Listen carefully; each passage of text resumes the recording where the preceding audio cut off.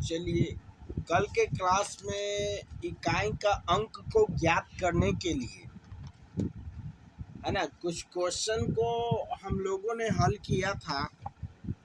आज उसी चैप्टर से कुछ क्वेश्चन को बनाते हैं। चलिए, कल हमने कुछ क्वेश्चंस को हल किया था, आज फिर से और आगे की तरफ इसी चैप्टर को बढ़ाते हैं। आज कल विषम संख्या के बारे में जाने थे। सभी विषम अभाज्य संख्याओं के गुणनफल का इकाई का अंक ज्ञात करें, इस पर आधारित प्रश्न को हल किए थे। लेकिन आज के क्लास में हम लोग सभी सम संख्याओं के इकाई के अंकों के गुणनफल में इकाई का अंक ज्ञात करने पर प्रश्न आधारित है और इसको हम लोग हल करेंगे। जैसे कि इस पर आधारित एक क्वेश्चन को लेकर बताते हैं। जैसे कि यहाँ पे 2 है, 4, 6, 8,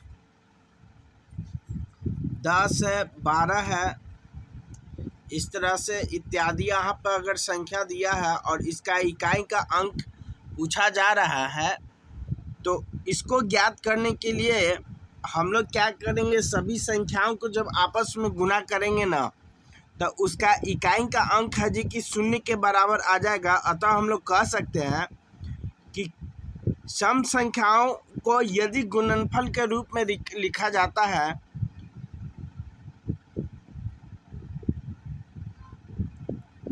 तो इसका इकाई का अंक 0 आएगा, है ना। हम जानते हैं कि यदि 0 से किसी संख्या में गुना किया जाता है तो अंतिम अंक 0 ही प्राप्त होता है। अतः आवश्यक इकाई का अंक 0 होगा। जैसे कि यहाँ पर संख्याओं का समूह दिया हुआ है, इसमें 2, 4, 6, 8, 10 इस तरह से आ गया, इसमें 1, 10 आ गया, तो इस 10 के इकाई का जो अंक है ना, हम लोग का 0 है। इसका मतलब है कि यदि किसी भी संख्या को जब आपस में गुना कर लेंगे तो लास्ट में इसका इकाई का जो अंक है ना, हम लोग को 0 के बराबर होगा। क्योंकि हम लोग जानते हैं कि किसी भी संख्या को जब आपस में गुना करते हैं और उसका इकाई 0 हो और 0 से जब हम लोग गुना करते हैं तो उसका गुणनफल 0 के बराबर होता है। अतः इन संख्याओं को जब हम लोग आपस में गुना करेंगे तो उसका इकाई अंक 0 के बराबर होगा। इकाई अंक बराबर 0 हो जाएगा। ठीक, उसी तरह कुछ क्वेश्चंस और लेते हैं। यहाँ 9 का फैक्टोरियल दिया है, या 4 का फैक्टोरियल भी क्वेश्चन में दिया है। यहाँ 4 ले लेते हैं या कुछ भी ले सकते हैं। ये फैक्टोरियल का मतलब होता है कि कोई भी जो संख्या अगर फैक्टोरियल में लिखा है तो वो घटते क्रम में 1 तक जाता है और उसको आपस में हम लोग गुना कर लेते हैं, है ना, तो उसके गुणनफल के बराबर होता है। तो 4 फैक्टोरियल का मतलब 4 गुना 3 गुना 2 गुना 1 ये हो जाएगा। इन सबको आपस में गुना कर लेंगे तो इसका इकाई का अंक हम लोग को प्राप्त हो जाएगा। जैसे 4 3 जा 12 आएगा और 12 का जो इकाई अंक है हम लोग को 2 प्राप्त हो गया, तो 2 में 2 से गुना कर लेंगे तो 4 और 4 में 1 से गुना कर लेंगे तो 4। अतः हम लोग कह सकते हैं कि 4 का जो फैक्टोरियल है ना, इसका हम लोग का जो इकाई अंक है क्या है, इकाई अंक 4 के बराबर हो जाएगा।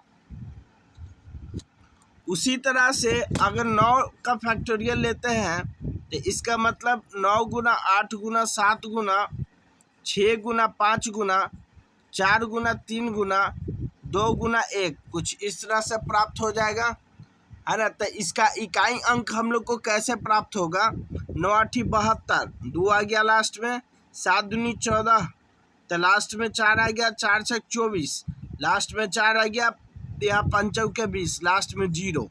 चलिए, लास्ट में जब 0 आ ही गया है तो हम लोग आराम से कह सकते हैं कि ये पूरा संख्या को जब आपस में गुना कर लेंगे ना, तो इसका इकाई अंक जो है 0 के बराबर आ जाएगा। अतः बोल सकते हैं इकाई अंक बराबर हो जाएगा हम लोग का, इकाई अंक बराबर शून्य हो जाएगा। क्या हो जाएगा? इकाई अंक है जो कि शून्य के बराबर हो जाएगा। देखिए बहुत सारे प्रश्न ऐसे होंगे जिसमें 10 शामिल होगा तो आराम से शून्य उसका इकाई अंक आ जाएगा, लेकिन कुछ संख्याएं इस प्रकार दी होगी जिसमें शून्य होगा ही नहीं, 10 जैसा संख्या उसमें होगा ही नहीं, तो वहाँ पर अगर एक जोड़ा 5 और 2 मिल जाता है तो इसका गुणनफल 10 के बराबर होता है। तो इस स्थिति में भी दो संख्याओं का गुणनफल हमेशा शून्य के बराबर हो जाएगा, यानी 5 गुना 2 बराबर 10। जैसे कि यहाँ पे उदाहरण के लिए यहाँ पे एक संख्याओं का संग्रह ले लेते हैं, जैसे 2 गुना 3 गुना 6 गुना 5 ले लिया। अब पूछ देगा कि इसका बताओ कि इकाई का अंक क्या है, तो उसको प्राप्त करने के लिए सबको तो गुना करना ही पड़ेगा, लेकिन उससे भी बड़ी बात यह है कि हम लोग ये देख लेंगे कि इसमें 5 और 2 है कि नहीं। तो 5 यहाँ पर 2 तो हम लोग को मिल रहा है और यहाँ पे 5, ये दोनों को गुना कर लेंगे तो 10 का इकाई अंक शून्य है।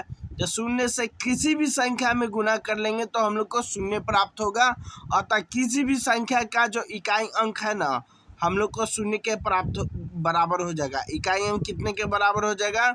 इकाई अंक शून्य के बराबर हो जाएगा। किसके बराबर होगा? इकाई अंक हम लोग को शून्य के बराबर हो जाएगा। समझ में आया कि नहीं?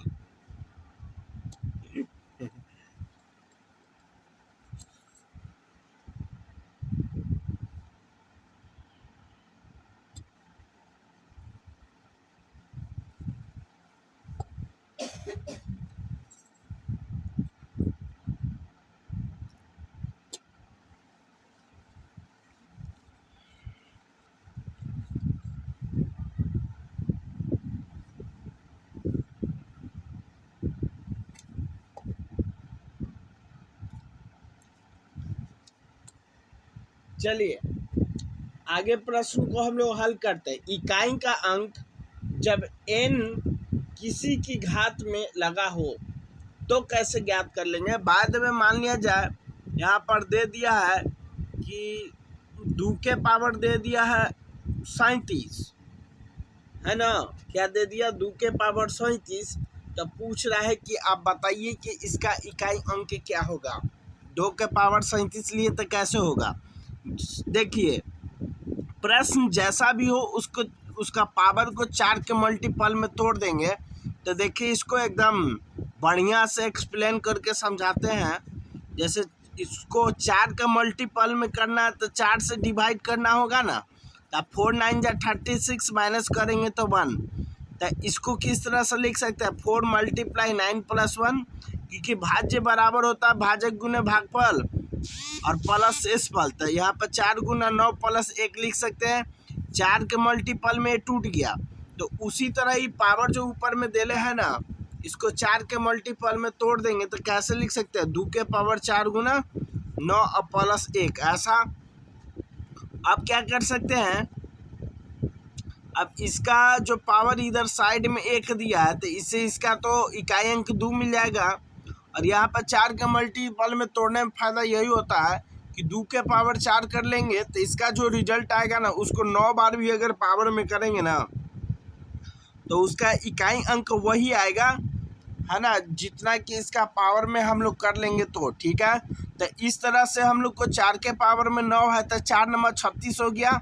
तो 2 के पावर 4 कर लेंगे तो कितना आ जाएगा, है ना? तो 2 के पावर 4 कर लेंगे तो 2 दूनी 4 और 4 चौके 16, यानी इकाई अंक हम लोग को 6 मिल गया।